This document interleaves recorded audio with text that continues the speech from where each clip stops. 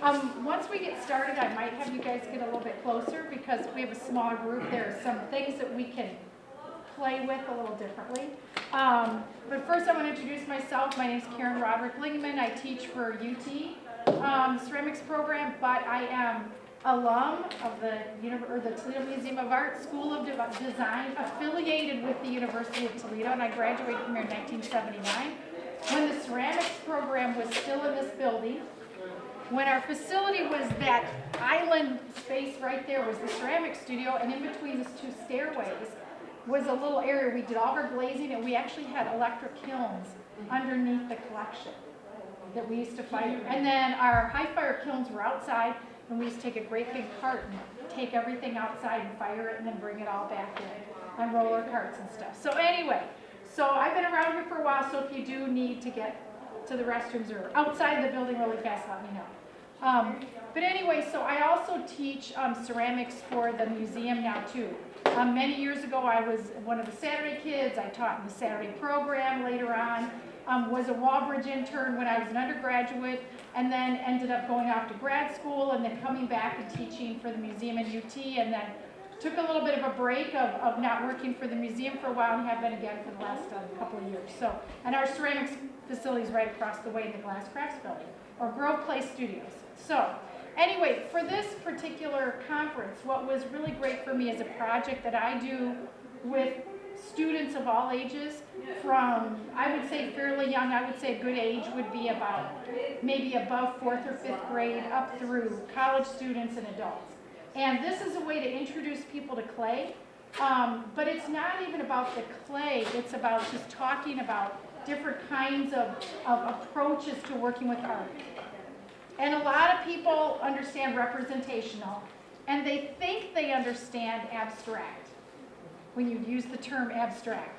But they get abstract, non-representational, non-objective mixed up a lot.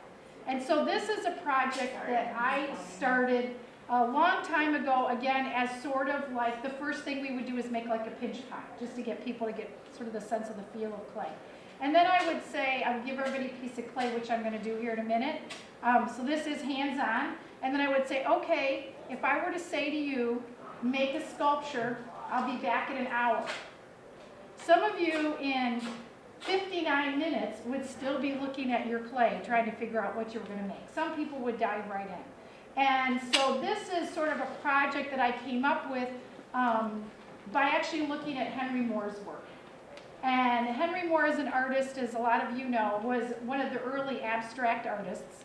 And he was really sort of criticized early on, as a lot of the abstract artists were. They were criticized for what they were doing. There's a really great video that's out, I'm sure it's probably out on YouTube now, where some of the early art critics really just destroyed Henry Moore in talking about how this isn't what, a woman looks like. Please don't let a woman look like this, because he was inspired by a lot of artwork from a lot of primitive cultures, so a lot of that work was sort of blocky. And his work evolved and it became more and more abstracted. What I decided to try to do was to come up with an idea for a lesson that was related to Henry Moore and related to his work, but also was an introduction to clay. But also we talk a lot about the elements of art, of line, shape, especially and texture in relation to 3D. I realized when I was much older, and after I had done this project, I think for many years, that the reason why I was inspired by Henry Moore was, again, I told you my background. I'm from Toledo, born in Toledo Hospital. Okay, so you can't get more born and local than that. And as a child, our Henry Moore reclining figure, the exterior, I think it's our external form that we have in our collection that's up in Gallery 7, used to be outside. Used to be outside in the back side of the museum, and you could climb into it. And you could lay inside there and it fit your body. And I really think that that had a lot of effect on me as a child, being able to experience art in that way. Sadly, if you go up there now, the guards will get really mad at you. You try to climb into that piece. But you have to go up when you get a chance and view it, because it is one of his sculptures, and his emphasis was on the space around the figure. And to me, when I looked at it, I saw it as just a sculptural Feelie kind of a piece that I got to experience a little bit differently than the way a lot of people get to now. So that's sort of, again, where this idea for this project came into being. And I wanted people to experience the clay and not get really worried about it looking like something.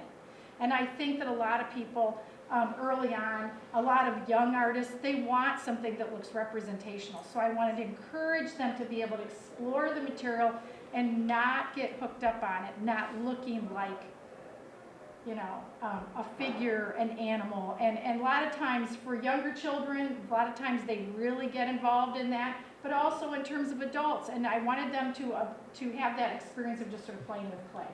So that's sort of where this project came from that we're going to do. Now, depending on how comfortable you feel, I'm going to give everybody a piece of clay and we're going to get started. And it is an experience, okay? It's not intended to end up with something that's a finished piece or a finished product. However, if you want to take it with you, you're welcome to. And you're welcome to keep working on it until it just literally sort of falls apart and you would have gotten the real best of this whole project. The pieces that are sitting around the table are pieces that various students that I've had in some of my classes have made, and for some reason they left them, they didn't pick them up at the end of the session, whatever the reason is, and these have been fired in a smoke fire, like an outdoor bonfire or a sawdust can firing. So I do have a handout here that's on information about the firing process. I also have a handout that I made that sort of, I didn't do it in a real strict lesson plan kind of format, but I did go through sort of some of the specifics of the process of how these were made in sort of this project. So one of the things I like to do with this project is we sort of share the pieces among the group. And people get to work on each other's pieces. And some people, that's very uncomfortable, but if you want to participate in the sharing part, I'll encourage you. If you don't want to and you just want to work on your own. But I like to do a lot of experiential things with my students. The first time I give them a piece of material, whether it's clay or it's floral foam that we're sculpting out of or whatever it might be, I always call the first day play day. And play day is you play with the materials and see what you can do with it. And then after that, hopefully that experience sort of inspires you maybe in terms of what you think you want to do with it, and you start to learn a little bit about, you know, what you can do with that material. So I'm going to give everybody a piece of clay, okay, and we're going to get started, and I'm going to walk you through this, which is, again, for some of you that are not comfortable with clay or haven't worked with clay very much, sometimes I have to encourage you a little bit to work with the clay. So I'm going to bring some around to everybody, and you're welcome at any time to get up and handle or touch any of these pieces. As you know from the little abstract and related to this, it talks about how the pieces are supposed to be in the round, completely in the round, meaning there is no front, back, top, bottom, or sides. The entire piece is supposed to be. I'm not going to get you nervous, but I'm like, come on. Anyway, and that's something that's maybe a little bit unique to this assignment, and I'll help you with it once we get going. So the big thing is don't set it down the whole time you're working with the clay. As soon as you set it down, you've made a bottom. You know what I mean? So you have to hold it in your hands the whole time. And if you need to set it down, let me know, because I'll give you something to create sort of what I call a pillow, a little bit of a pillow, so that you've got bigger hands. I'm gonna give you a bigger piece of clay. And if you want more, I've got more. So if you decide you want more. Oh, and by the way, before my hands get too messy, this is a book that I found in, I think in one of the libraries years ago, and I carry this book around with me. And I would use it in a university class as well as for children. But it's a book, it's Henry Moore, From Bones and Stones to Sketches and Sculptures. And it has some really great images of Henry Moore. But one of my favorite ones, and I'm going to bring this around to show you. This is Henry Moore working in his studio. And he doesn't have a really huge studio space, okay? But if you look, he's got all of this stuff around him.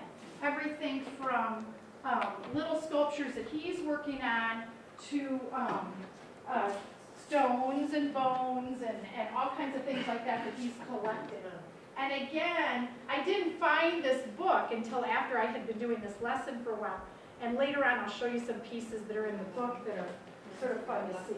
But, so the idea of this project is, if you look at this particular piece, I can set it in all kinds of different directions. There is no front, back, top, side, anything like that. And so the piece looks like a completely different piece, depending on which way you look at it. And it's also intended to be something to hold and to handle, and a lot of people will pick these up and they will hold them in their hands and they'll move them around and they'll be more experienced in it for the way it feels, a la Feelie sculpture, than about how it looks. Okay? So some of you have already started. Yes, sir? What was do these all emerge from the same assignment? These do all emerge from the same assignment. And how is that articulated? The vessels tend to be, I start out with sort of a Feelie, a vessel piece to get everybody just going. And then we start on this, which a couple of these guys, some of these guys are already starting. You can't help when you get your hand in clay. So the rest of your question was? How was the assignment articulated? Okay, so this is what we do. And I'm going to tell all of you guys, you have to smush your clay back together. What? Yeah, smush it back together. Okay.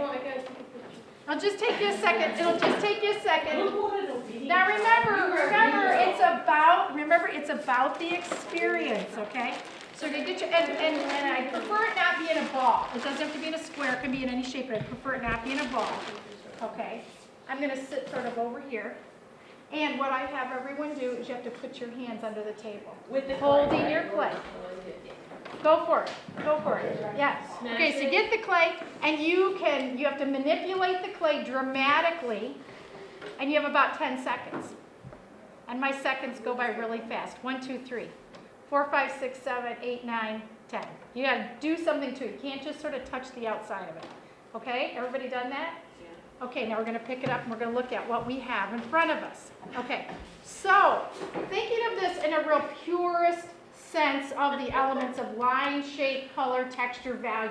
Talking about those first 5, and you can tie into that space and everything, but just for those basics of what we think of as line, shape, color, texture, value. We have all kinds of lines that are created from the edges of the piece, where our hands have touched the clay, lines that are being created from our skin, you know, the wrinkles in our skin, anything like that. So you've got lines consistently throughout, okay?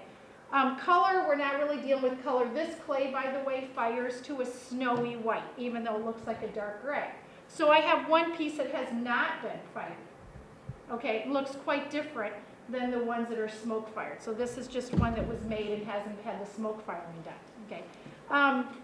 Texture, obviously, just from if you're wearing rings, your fingernails, again, as well as squeezing that with your hands and getting the ridges from your fingers and everything, is creating different kinds of textures. But smooth is also a texture. A lot of us don't think of that as smooth as being a texture, but it is. Satin cloth is a texture, just like burlap is a texture.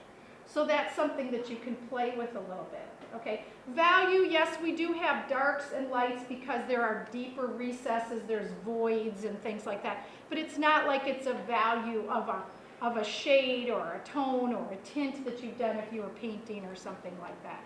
Okay, so if you look at the whole thing and then overall the space of the piece. Now you're going to make a sculpture out of this. Okay, you may not smash it and start all over again.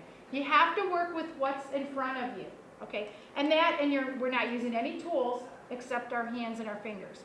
So, and you may not set it down. Those are the rules. Okay, you can't smash it and you can't set it down.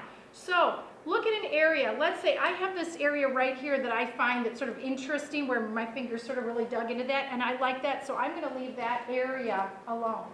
Okay, but I've got other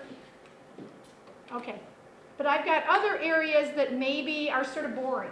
So I'm going to flip this over and I'm just going to start. Now you can work into the clay and you can manipulate the clay. And you can do anything you want, but you can't smash it. Okay? So you can pinch it, you can squeeze it, you can allow cracks to form, and maybe you decide you like those cracks, okay, because they create a texture, but they also create line. And we're not trying to find, we're not trying to look at this and say, oh, I see a face in there, I'm going to sculpt a face. That's not what we're trying to do at all. We're just manipulating the material and really thinking about it in terms of those elements of line, shape, and texture predominantly as sort of like the core of the piece. And keep it up in your hands so that you can flip it around. So after you've worked on one area, think of it like you're doing a quick sketch and you move around the sketch to different places. I want you to think of it that way, as if it's really a fast little sketch, but it's done in 3 dimensions. So maybe you work on an area of it and then you say, that's working pretty well, and I'm ready to move on to another area. And we manipulate maybe another area. Maybe you flip the whole thing over. Go back to an area that you haven't worked. And we're trying to work the entire piece of clay.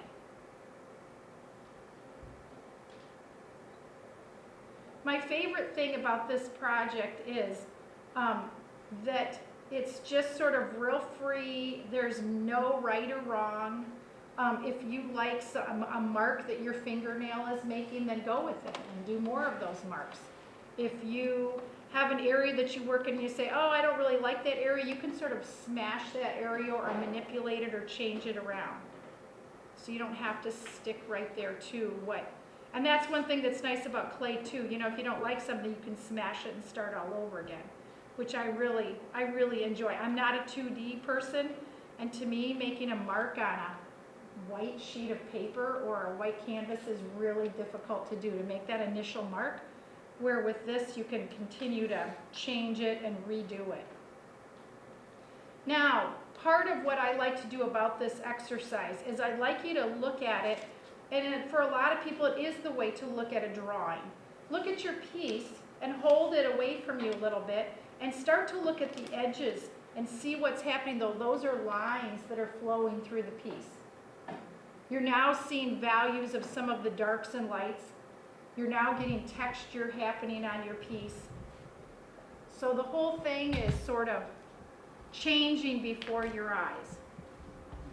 When I do this with a class of students, this activity, I do want it to be an experience. I don't want them to get really worked up on this first piece about trying to do something that's a finished product. So what we do is after everybody works on it for a few minutes, I say, okay, everybody, pass this to the person to your left. Have you done this before? With drawings. With drawings, okay. And I don't know if that's something that in this instance, this is the setting for that. Yes, but what I do is I pass it, everybody passes, so I get in groups of 6 or 8, and we'll pass it to the left. And then I will give you an assignment. Again, you cannot smash it, okay? You cannot go all the way back to the beginning. And my joke is I say, you now have someone's baby in your hands. And it's your job, okay, to take care of that baby, but what can you do to work into it? What can you do to add to it?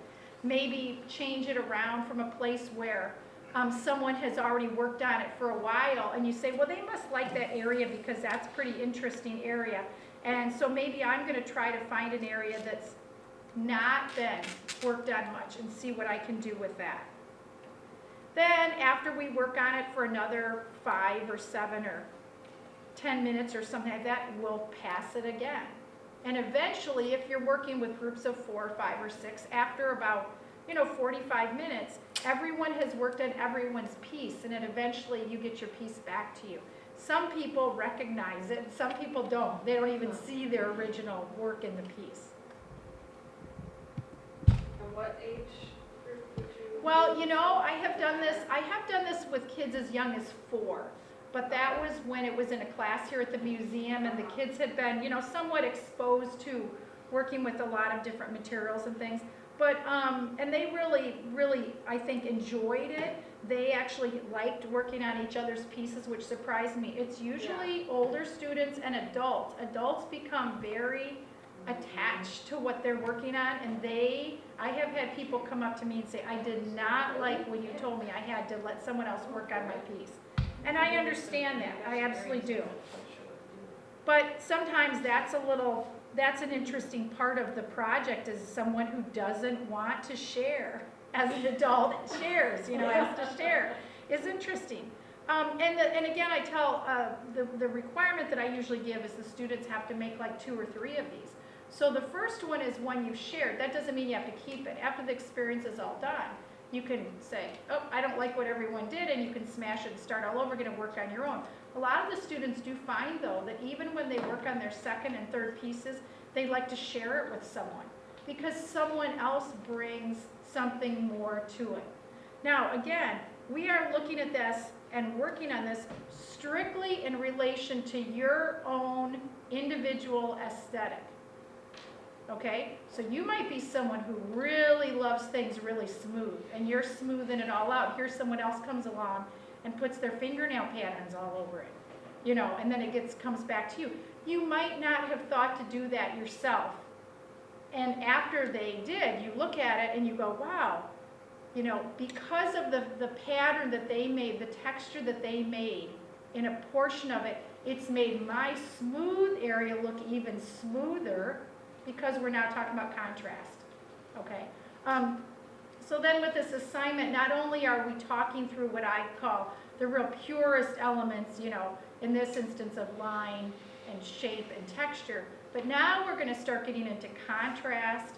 We're going to start getting into some of the sort of principles that we talk about in art, but a lot of times they don't make sense, I don't think, especially when you're working sometimes with kids. They don't really make sense until you start to talk about that contrast and they're actually doing it. So anyway, that's sort of where I go with this project, and I really love the results. Most of the pieces that are around the table here are pieces that were done by multiple hands.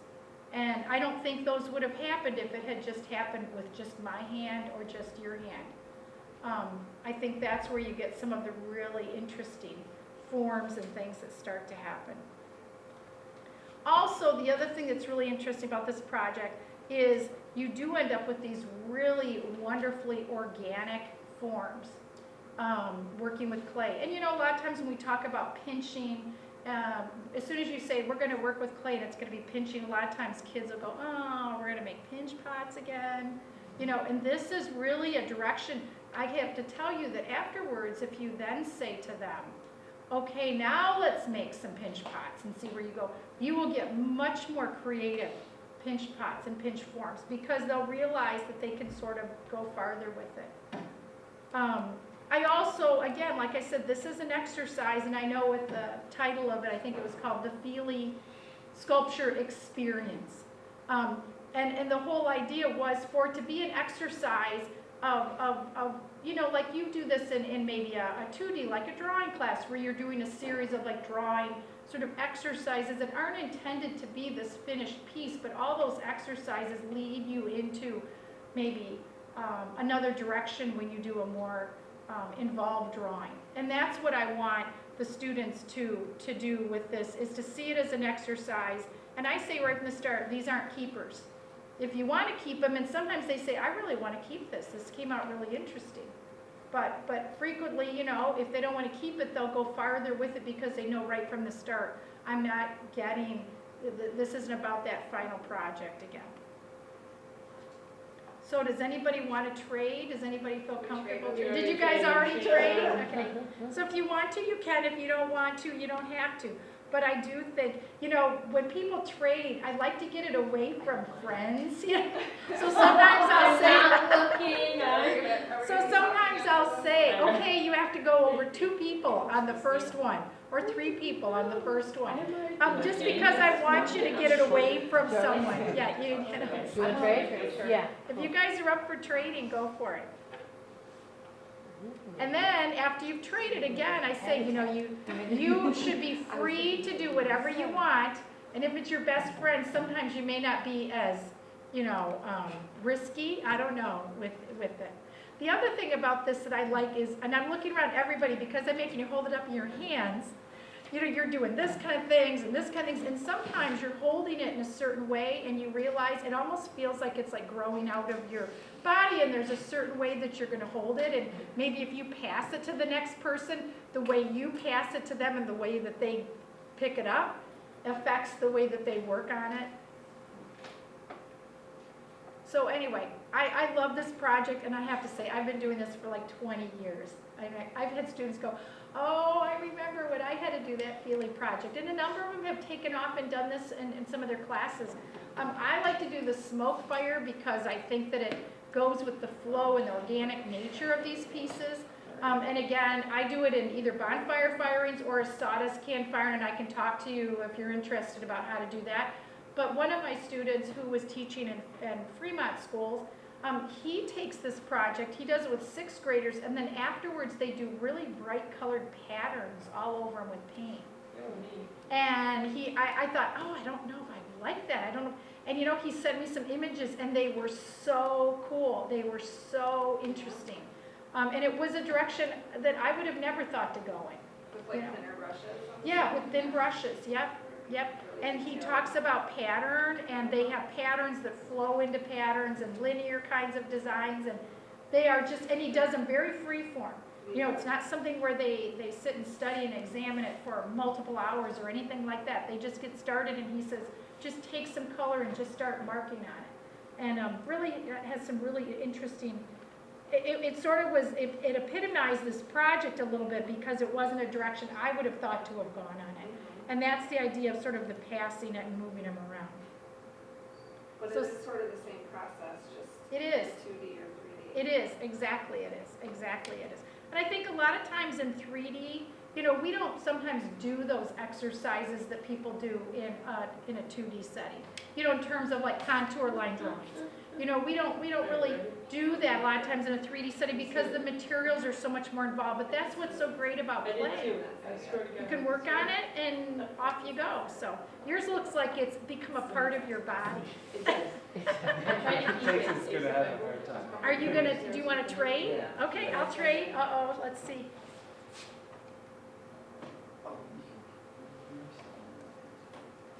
All right, okay. So when you do trade with someone, you can do whatever you want to with the piece that you have. You just can't smash it. But you can do whatever you want to with it. So I'm going to make some changes. Oh, but you've got some nice texture on I haven't done this since. you. Yeah. I thought I did make you sculpture, so Oh, where did you go to school? Or where? in Brentford, which is in Oh, okay. Oh, really? Oh, Okay. look at yours on Or just the wood metal. thinness of it. and stuff. Okay, okay. Yeah. Okay. Well, I do this with the 3D foundation Yeah, students. that's You what gotta that's keep that what I- one. This is a really Experience. great one, yeah. Yeah. I do this with 3D foundation students, but I also do it with ceramic students. I've done it, again, with like children of a lot of different Yeah. ages. It's like a big bunch of coral flowers. Feeling like coral. Yeah, they do have a real sort of like coral-like, real organic, a lot of times sort of like a water, ocean, sea anemone kind of Yeah. feel about it. And the reason is because we're working with our hands and our fingers, and our hands are, I mean, talk about organic. You know, it's not like we're working with tools. I'll tell you, as soon as you introduce tools, changes them around. Now, after people have worked on them a little bit, sometimes I'll get out a few tools and I'll say, okay, if you want to make marks or patterns, and I don't know that I have very many here that have much in the way of pattern. There's a few of them that might have some mark making. And so I do encourage that, and some people really enjoy that a lot. But I don't put out tools for this. The whole idea is to not use the tools and just to play with the clay.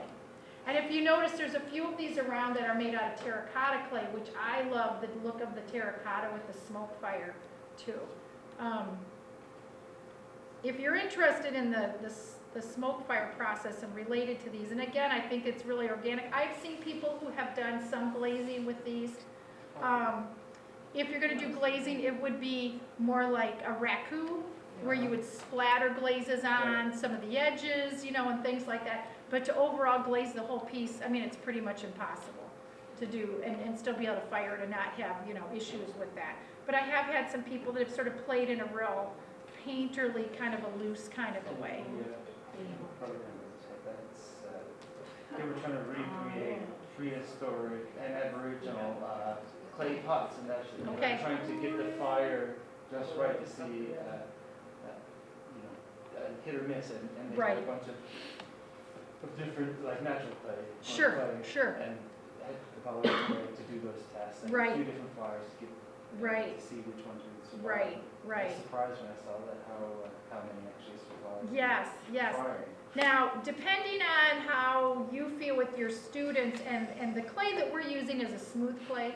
If I were going to use this and do raku, or do, for those of you that are familiar with what I'm talking about with raku firing, or with like a pit firing or something like that, I use a clay that has a lot of like sandy, gritty stuff in it, something called grog, because grog is already fired clay that's been ground down, so it's like almost like a fine, gritty sand, like a beach sand or something like that. That helps with the thermal shock. Okay, so if you have a really smooth clay, sometimes your pieces can crack in the thermal shock. So what I've got in the habit of doing is actually bisque firing the pieces before I do a smoke firing. And the smoke firing is just more for like, it's like a glaze, you know, it's just for the surface and what you're gonna end up having that's gonna enhance your surface. However, I have done pieces that have been raw pieces that we've dried, and then we fired in a bonfire firing. And I love the results of the bonfire firing, but you do get a higher amount of loss of what you were saying. You can also use terra sigillata to decorate these, or slips. Think of like, the Greek pots that are in the classic court, the ancient art collection area. You know how they're the dark red clay, but they have like the black designs and all that they're on. That's something that's called terra sigillata, which is really, really, really fine clay that's been made into think of it like a clay paint. It's basically clay, but it's watered down to the consistency of like a paint, like a house paint. And you can apply that to the surface, and then you can buff it up, and that's how you get those polished surfaces. They do various burnishing techniques and buffing techniques while the pieces are wet. And terra sigillata is something that it's such a fine-grained clay that when you're done, you can buff it with like a soft piece of So is that cloth. what Magdalene Odundo does? Her pieces are, I did talk to her, and her pieces are done in what's called a sagger fire, which is a long story, but it's like a container that she puts a lot of natural materials in or surrounding her pots, and then she fires them in a kiln. And all of those materials burn away. Like she could use everything from pine cones to scraps of wood to sawdust to whatever. It's called a sagger fire. S-A-G-G-E-R? S-A-G-E-R or G-G-R. I've seen it both ways. And then what happens is the carbon, because it's contained within this space, you get this carbon-rich atmosphere, and that's where she gets like the black patternings on the red clay and things like that. And that's how these happen. That's exactly how these happen. That's why I asked her how she fired her pieces, because I thought she did them in outdoor firing. And she said she used to, but now she does a sagger firing, which is these materials are, your piece is covered in those, and then you put like another old pot or something over the top of them. So it holds all those materials when they burn right next to your piece. Now the way that these are fired is in most of these, some of them were done in a bonfire, but a lot of them were done in a sawdust firing. And that's where you take a can that has holes drilled around it so you get airflow. And you put sawdust in the can, and you put the pieces, more sawdust, more pieces, and you stack them in there. And you light it, and it smokes and smolders and burns for like a day or two. And all the sawdust and everything is your fuel. And it burns away, and your pieces are done, when they're done, all the sawdust is burned up, and your pieces are like sitting down at the bottom of the can. And you will get variations of lights and darks in the smoky kind of effect.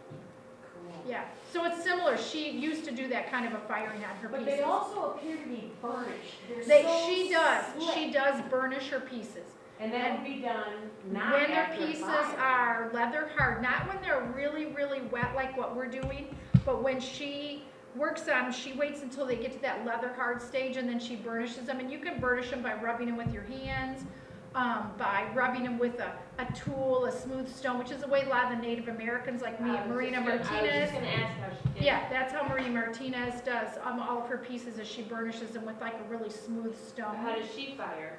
She does hers in an outdoor fire, an outdoor bonfire fire. In fact, on YouTube, there is a video, and you can watch it, and it's of Maria Martinez and her son, and she not only makes a piece, which she made the pieces, but she didn't do the surface work. Her son and her husband previously did all of the surface designs, and then they would do it all in an outdoor, sort of like a bonfire firing, if you want to think of it the way that Maria Martinez would fire her stuff.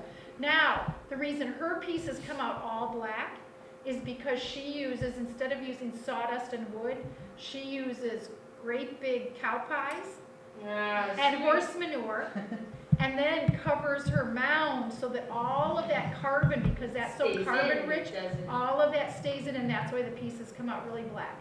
So if you want to have, if you know someone that has horses or has a farm, and you want to go out there and collect some of that and make sure it's all dry, you can actually pack it around your pieces. I had a student that had a horse, and she brought in a whole bunch of horse manure. And people packed it around their pieces, and they could actually get sort of patterns because they would put the black right up against the piece, and that would make it go more black. Most of these pieces, I don't think there's anything here that we used any manure. I think most of these are all just, and it depends. If it's a windy day and it burns faster, you're going to get lighter effects. If it's a day where it's not so windy and it burns more slowly, you're going to get some of the more darker effects. If it's on the windy side versus the side that's more blocked by the wind, you'll get different effects. And that's one of the reasons why I like this firing process, because I like that you don't know what you're going to get. I love that you're sort of going with the elements of what's happening and the firing. So let's pretend that and some of you might be saying, I have to sit this down, my arm's about ready to break. Okay, so let's pretend that I got this piece done, or that I'm stopping for today, that I can't work on it anymore. And this could be continued to work on, more and more on another day. What I do is I make what I call a pillow, and you can use newspaper, you can use anything like that. I tend to use just plastic bags because they're real soft and cushy. And I will take a bag, and I'll figure out now where can I, like right now, it's like, I don't know how to, it's like it's become permanently attached to my hand. I mean, if you went, it almost seems like it grows off of your body, if you've been working on it for a while. So what I'll do is I'll take something like one of these bags, and I'll find a way to transfer this onto the bag, because some of you might have really thin little fins, like every side of it. So if I have something like this, and I can take one or two of these and I can tuck it around, then I can sort of set my piece down. So again, if you look at this piece right here, okay, I can set it in a whole bunch of different ways because of the way it was made. And when I look at this, I'm not, this isn't the front, this isn't the back, this isn't the top, this isn't the bottom. And I can guarantee that if you take these home and you set these someplace in your home, people, without even asking, will come up and pick them up, and they'll go, what's this? And they'll start moving around, and then they go, oh, I don't remember, how did I pick it up? That's what's so great about it. They're looking at it, and what they were drawn to was that organic nature. They were drawn to, if this were right now, this part of the year, if this were out in the woods someplace surrounded by leaves, someone would pick it up and go, wow, what's this? Is this some bone from something I've never, seen, some animal or something like that? So again, that's one of the things that I really enjoy about this project, but we have just been working with our hands and our fingers, and you're making your own aesthetic decisions about the lines and the textures. You got some cool textures and stuff that are on there. And some of the things that are happening in terms of the forms. Yours is going to be a toughie now. You've got sort of a biggish area here. Look and see where you think you can tuck. I'll give you another soft one. You can tuck some of this around.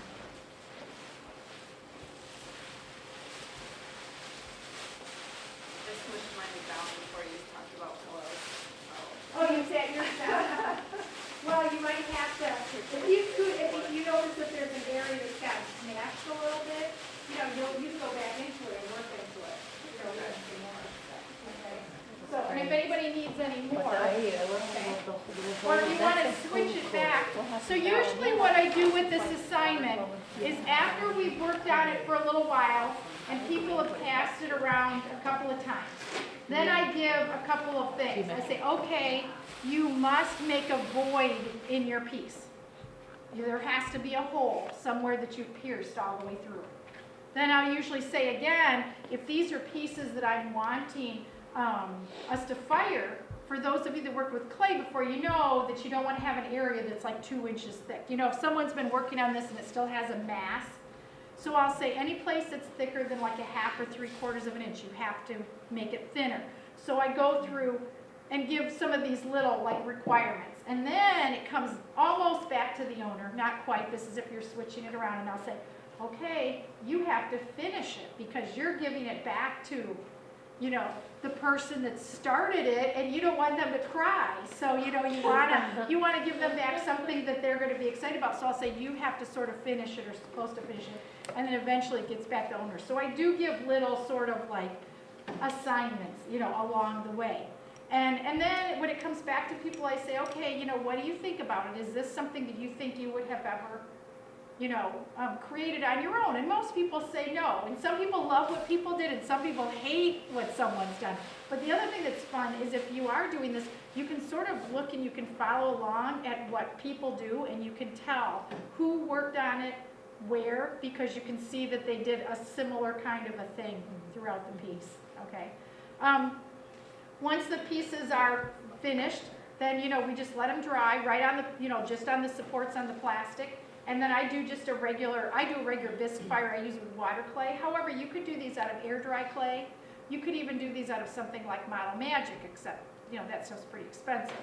But, you know, if you wanted to do something like that, you could work with that kind of material. I personally, because I have a source of, you know, water-based clay, you know, this is something that I like to do. Once the pieces are dry, surprisingly, you can take the plastic off and you can fire them on those little edges and those little fins. You know, a lot of times. I don't set them usually on anything to support them during the firing. I try to find where's the strongest area that I can set it on.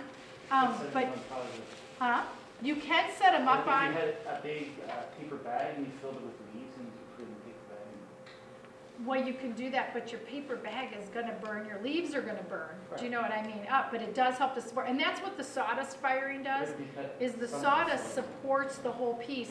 And so when you start out, like in the sawdust can fire them. And here, I'll pass these around. If you want to take one, did you get some?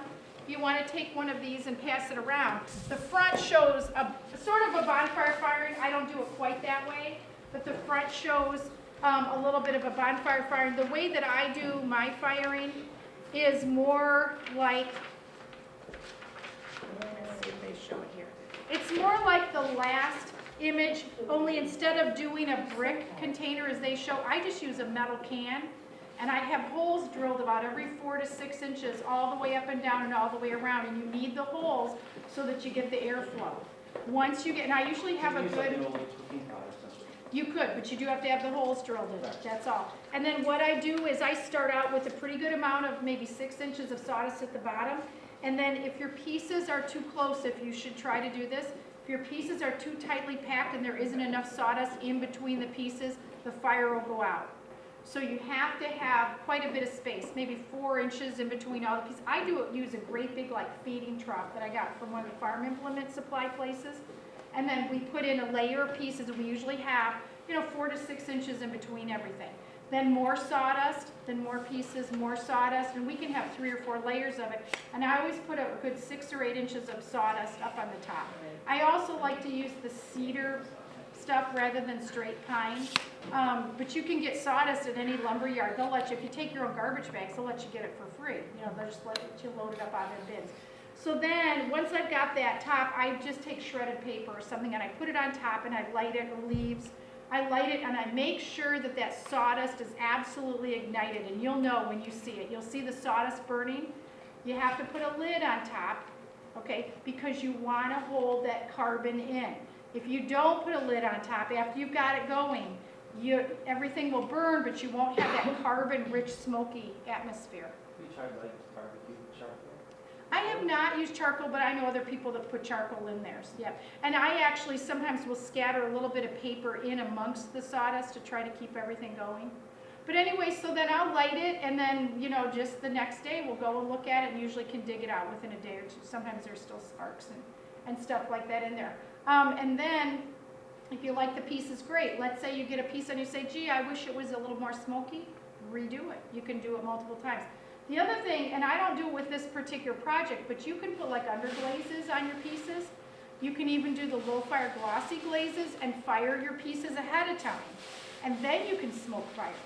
And so any place where the clay is bare, so again, if someone took a piece and they put, you know, a pattern, splatter, some kind of a design, whether it's in the underglazes or the glossy glazes, and fired it normal and took it out, any place where there is not glazed, you're going to get these smoky patterns. So you could, you know, use color and stuff too.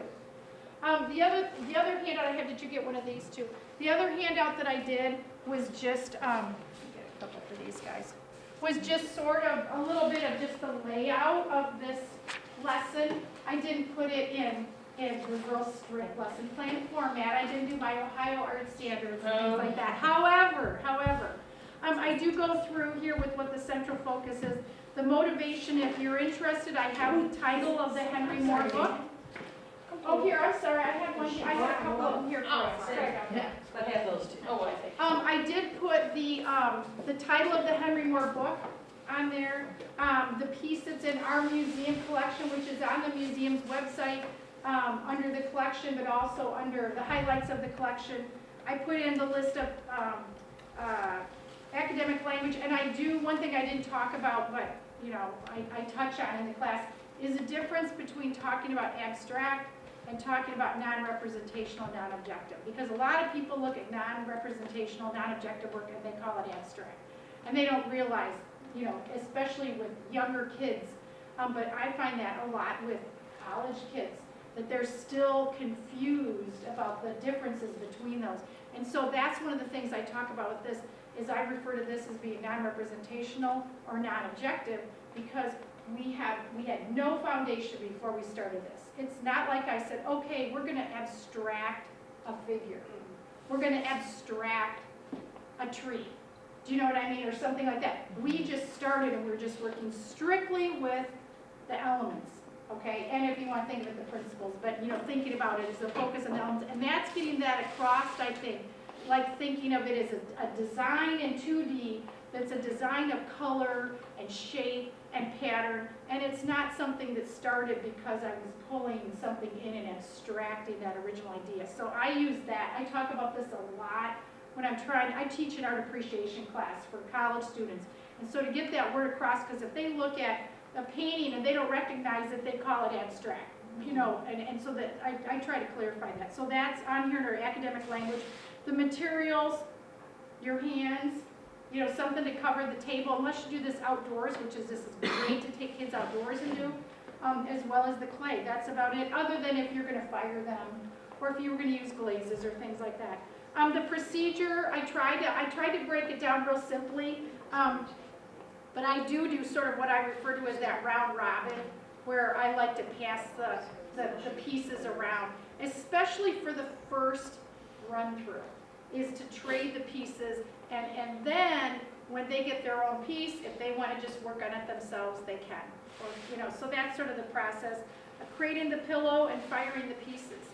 So this sort of goes through, you know, briefly, you know, what we just did in the class, in this classroom. So anyway, How long would you, what would be the maximum number of days that you went to this lesson? work on this, you mean? Yeah. Well, what I like to do is I like to do multiples. So I Sure, usually okay. tell my students they have to do like maybe at least 3 of them.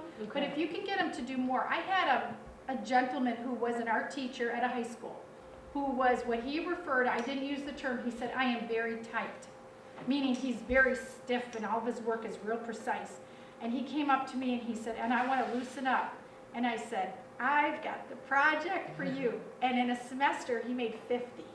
Wow. And they were exquisite at the end. I mean, they were phenomenal. You know, and he did some with color and he painted some, and that's another thing. You could paint these, you could watercolor them, you could stain them with wood stains. I mean, there's so many things you could do not relating to glazes. And that's another thing, is I like to do this because I like to show that this primitive approach, if you want to think of it, of firing can be really gorgeous and really beautiful. And when you get the chance, go around and pick up some of these and touch them and manipulate and look at them.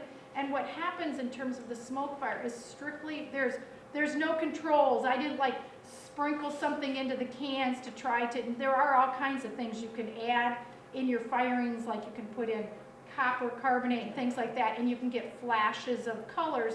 But I didn't even want to even deal with that. You know, I just wanted it to see what came out of the firings and a real purist kind of a way.